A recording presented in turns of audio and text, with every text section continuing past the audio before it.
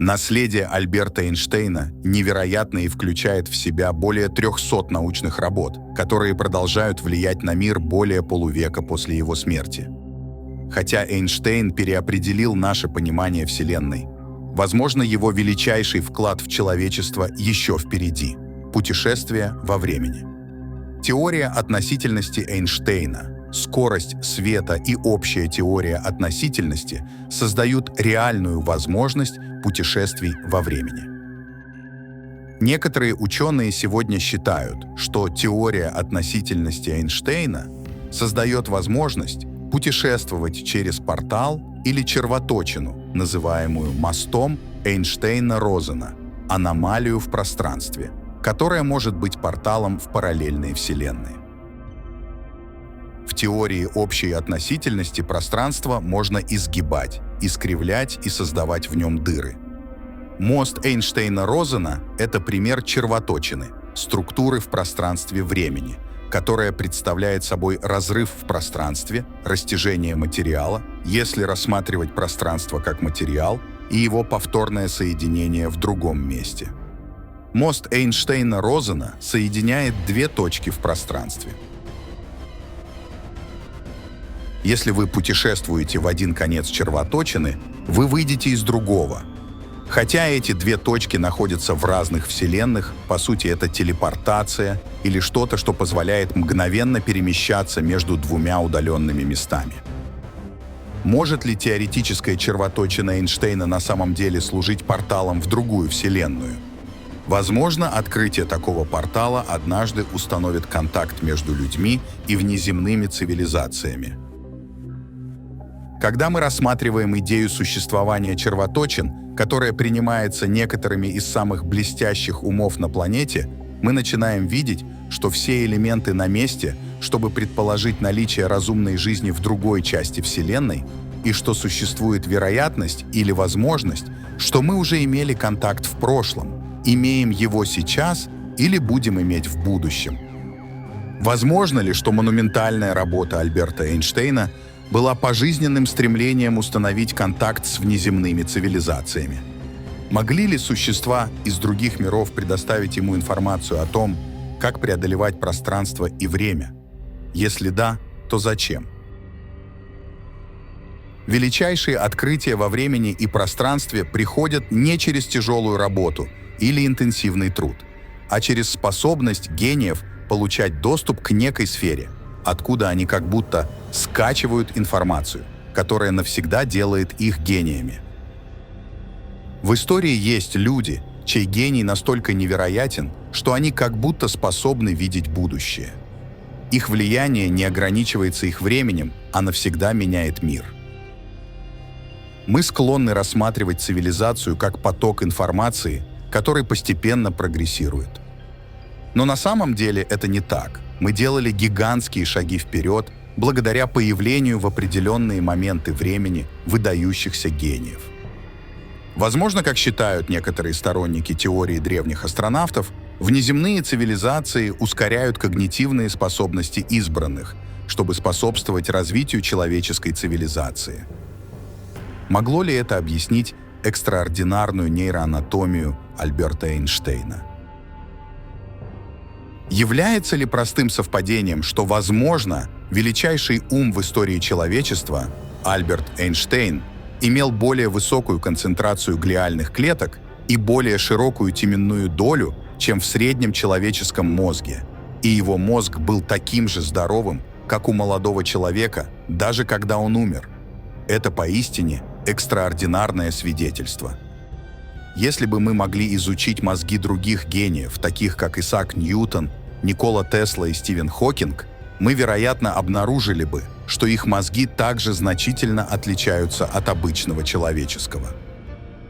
В нашей ДНК, похоже, есть что-то, что позволяет нам становиться гениями. И Эйнштейн, безусловно, был одним из них. Но то, что заставляет этот переключатель работать, это то, что мы до сих пор не можем объяснить.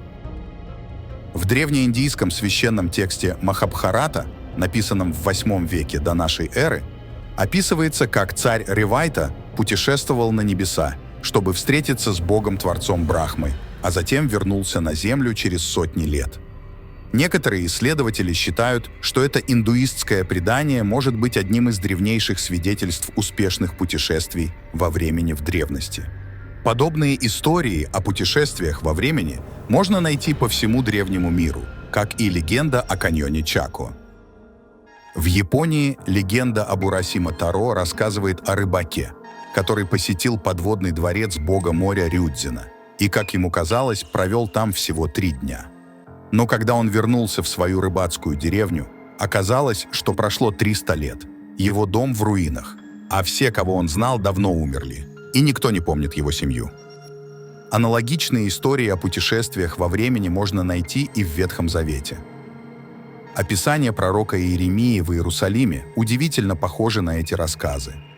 В Библии говорится, что Иеремия сидел вместе с несколькими своими друзьями, и среди них был молодой мальчик по имени Авимелех.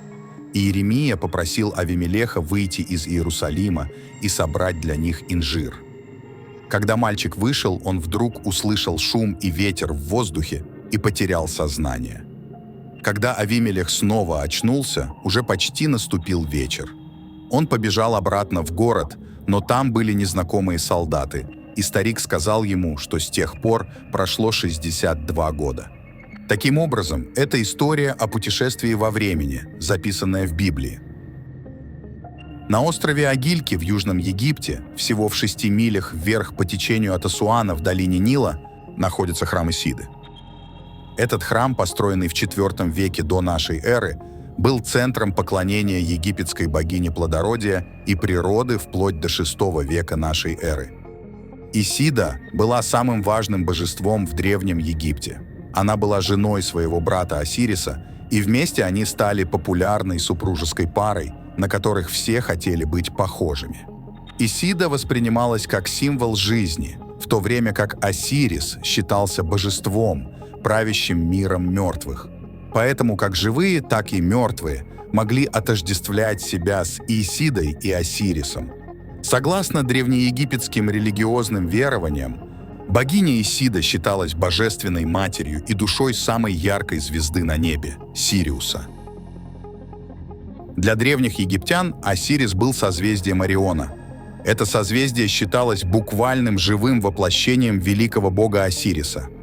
А его жена, сестра и супруга Исида, ассоциировалась со звездой Сириус. Вместе эти два божества фактически правили небесами и жизнью самого египетского народа. Многие древние культуры, включая египтян, китайцев, греков и японцев, верили, что их боги-создатели пришли с Сириуса. Этой звезде придавалось огромное значение практически во всех древних культурах. Эти знания впервые появились в Древнем Египте и в Африке у племени Дагонов, которые учили, что существа из света пришли с Сириуса и создали человечество. Очевидно, что многие культуры обладали информацией о Сириусе и выделяли его среди всех других звезд. И это никак не связано с его яркостью. Скорее, Сириус считался ответственным за отправку к нам посланников, которые обучают нас. В феврале 2014 года на сингапурском авиасалоне израильская оборонная компания Rafael Advanced Defense Systems представила подробности лазерной системы противоракетной обороны, способной сбивать ракеты с помощью импульсов энергии. Футуристическое военное оборудование называется «железный луч». Концепция железного луча заключается в том, что это мощный лазер, предназначенный для быстрого нагрева цели, по которой он направлен, будь то самолеты, беспилотники или ракеты. Все, что может представлять угрозу для города, может быть буквально уничтожено в небе с помощью железного луча. Это очень напоминает лучевое оружие смерти Николы Теслы. Именно та технология, о которой Тесла говорил в 20-х и 30-х годах, использование лучевого оружия для сбивания ракет и снарядов.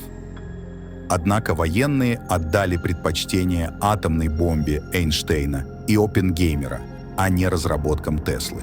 Теперь же Израиль развивает ионно-лучевые технологии, поняв, что атомное оружие слишком разрушительно.